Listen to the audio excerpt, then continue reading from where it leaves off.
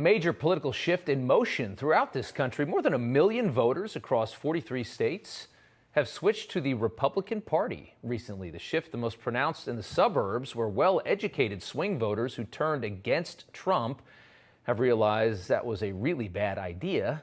Oklahoma Congressman and Senate candidate Markwayne Mullin joins us now to talk more about this. What do you make of this shift? Obviously, it's pronounced. I mean, 1 million swing voters. That's big.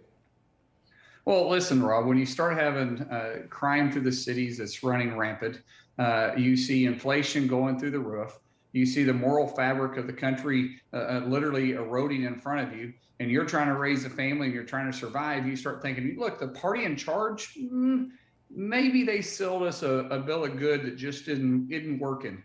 And it's time to change directions. A lot of people was upset at Trump's maybe, I would say his posturing or his behavior, but they're starting to really appreciate his America First agenda and his policies. Yep. And so they're thinking that maybe that's the right direction to go. And so you're seeing this red wave, this switch, saying we're not willing to follow these people down this road anymore. I've got good friends that are Democrats, lifelong Democrats, that said, I don't have a party anymore. This party went someplace I don't even recognize them. Yeah, I can't even imagine. For mainstream Democrats that live, especially in the middle of the country, they got to be thinking, what has happened to the party? I want to talk about you're running for Senate now. You're a congressman trying to get a bigger job in Oklahoma. Got an open seat there. Let's take a look at the latest polling. You've got a nice lead there. You still got 39% undecided, but it seems like you could be the guy for the job. What are you expecting tomorrow, primary day? Well, we expect to be able to come out with a win. I don't think we can make it without a runoff. We could, just proportionally, if the undecideds broke for us. But we're ready to continue this fight. Our campaign is Mullin for America because we're wanting to fight for this country. If Oklahoma values were more inside of Washington D.C.'s politics, you would be seeing a different direction for this country. So we're wanting to take this fight all the way to the Senate and make sure we're influencing those that are trying to influence us. I mean, think about this. Our founding fathers said, for the people, by the people was the government they set up.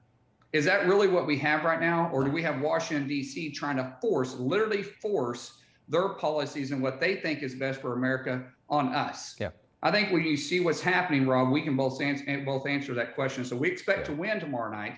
But we're just saddling up for another fight because it may go to runoff, and that'd be August 23rd. Yeah, you're right about, I mean, what's happened to this country. And we were talking about earlier in the show. They don't respect the Supreme Court any longer. They don't respect laws in this country any longer. It's their agenda. It's their agenda or the highway. That's how they feel. Well, think about this. What is this? Jane's Revenge? Is that what it's called? If this was the right of politics, they'd be saying this is domestic terrorism. Of course. You're having the administration, the White House, who coined the phrase domestic terrorism. They're staying totally silent on it. They're not addressing the issues. They're not addressing any real issues. In fact, they're just trying to distract the American people. And going back to what we said before on the red wave, people are sick of it. I'm sick of it. Rob, you're sick of it. And we're all standing up and saying, no, we can do better than this as a country. And we can all feel it. Congressman, thank you so much. Good luck tomorrow. We'll follow it. Rob, thank you so much for having me on. Of course.